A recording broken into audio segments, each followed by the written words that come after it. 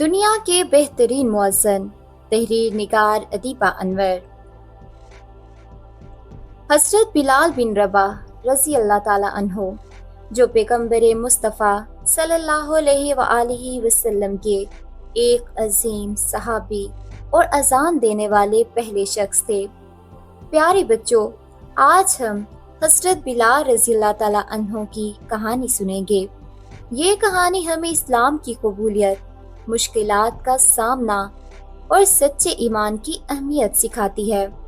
حضرت بلال رضی اللہ تعالی عنہ چونکہ حبشہ سے تعلق رکھتے تھے تو ان کے نقش موٹے اور رنگ سانولا تھا، جس کی وجہ سے عرب والے ان کو زیادہ پسند نہیں کرتے تھے۔ مگر اسلام قبول کرنے کے بعد تمام صحابہ رضی اللہ تعالیٰ عنہما ان سے محبت کرنے لگے، اور کبھی کسی صحابی نے ان کو سانولے رنگ کی وجہ سے مزاح کا نشانہ نہیں بنایا، اور سب نے ان کو عزت اور محبت دی۔ اسلام لانے سے پہلے حضرت بلال بن رباح رضی اللہ تعالیٰ عنہ مکہ مکرمہ میں قریش کے ایک سردار امیہ بن خلف کے غلام تھے۔ امیہ بن خلف بہت سخت دل اور اسلام کے مخالف تھا۔ حضرت بلال رضی اللہ تعالیٰ عنہ نے اسلام قبول کیا اور اللہ کے پیغام کو دل سے تسلیم کیا۔ جب امیہ بن خلف نے دیکھا کہ حضرت بلال رضی اللہ تعالیٰ عنہ نے اسلام قبول کر لیا ہے تو اس نے اپنے غلام کو سخت سزا دینا شروع کی۔ حضرت بلال رضی اللہ تعالیٰ عنہ کو تپتی ریت پر لٹایا جاتا، جسم پر گرم پتھر رکھے جاتے اور شدید گرمی میں ان کو سخت سزا دی جاتی۔ حضرت بلال رضی اللہ تعالیٰ عنہ کی حالت اسلام قبول کرنے کے بعد بہت مشکل تھی، لیکن انہوں نے کبھی بھی اپنے ایمان اور صبر کو نہیں چھوڑا۔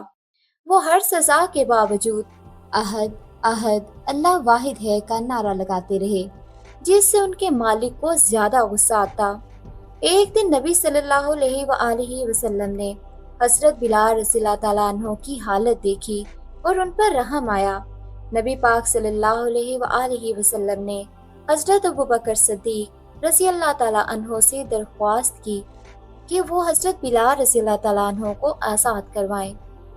حضرت ابوبکر صدیق رضی اللہ تعالیٰ عنہ نے حضرت بلال رضی اللہ تعالیٰ عنہ کو خرید لیا اور انہیں آزاد کر دیا۔ حضرت بلال رضی اللہ تعالیٰ عنہ کی آزادی نے ان کے ایمان کو مزید طاقت دی۔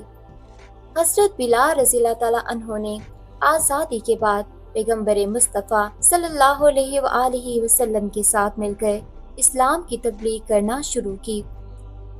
ان کی ایمانداری، صبر اور عزم نے انہیں مسلمانوں کی ایک اہم شخصیت بنا دیا۔ ہجرت کے بعد جب مدینہ میں مسلمانوں کی جماعت مضبوط ہوئی اور مسجد نبوی کی تعمیر شروع ہوئی تو نبی صلی اللہ علیہ وآلہ وسلم نے اذان دینے کے لیے حضرت بلال رضی اللہ تعالیٰ عنہ کو منتخب کیا۔ یہ ایک بڑا اعزاز تھا، کیونکہ اذان اسلام کی علامت ہے، اور پیغمبر مصطفیٰ صلی اللہ علیہ وآلہ وسلم حضرت بلال رضی اللہ تعالیٰ عنہ کی بلند آواز اور آواز میں اللہ سے محبت اور ایمان کی مضبوطی کی وجہ سے انہیں یہ عظیم ذمہ داری دی۔ حضرت بلال رضی اللہ تعالیٰ عنہ نے پہلی اذان دی اور مسلمانوں کو عبادت کے لیے بلایا۔ ان کی آواز ایسی پیاری اور دل سوز تھی کہ سب مسلمانوں کے دل میں اتر جاتی۔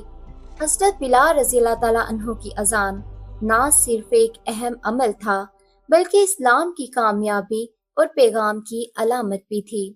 ایک زمانے میں ہمارے نبی صلی اللہ علیہ وآلہ وسلم کے دو ساتھی حضرت ابو ذر اور حضرت بلال رضی اللہ تعالیٰ عنہما کا آپس میں جھگڑا ہوا۔ دونوں بحث کر رہے تھے جب ابو ذر نے بلال رضی اللہ تعالیٰ عنہ کو کالی عورت کے بیٹے ناراضگی سے کہا۔ حضرت بلال رضی اللہ تعالیٰ عنہ ان سے ان الفاظ کی توقع نہیں کر رہے تھے۔ یہ الفاظ بہت تکلیف دہ تھے۔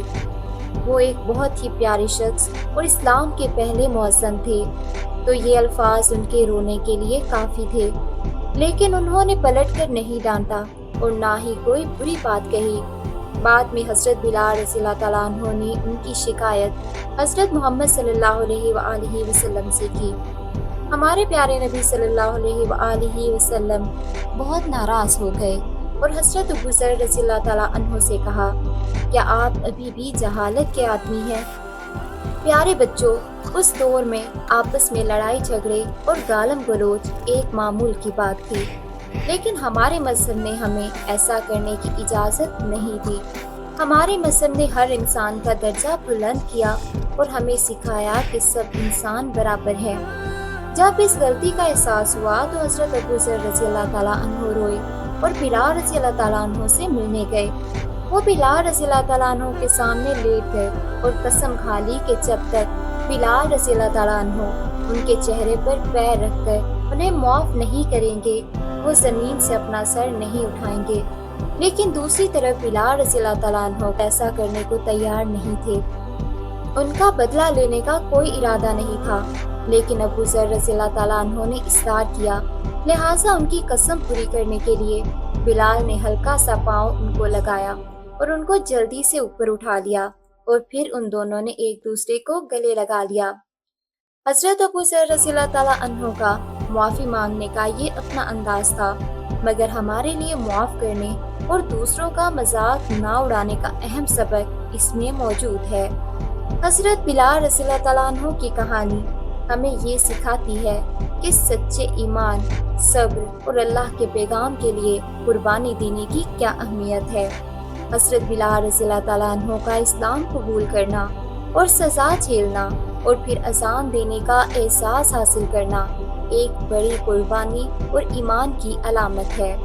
پیارے بچوں، آپ بھی اپنے ایمان کو مضبوط رکھیں اور اللہ کے لیے ہر ممکن قربانی دینے کو تیار رہیں۔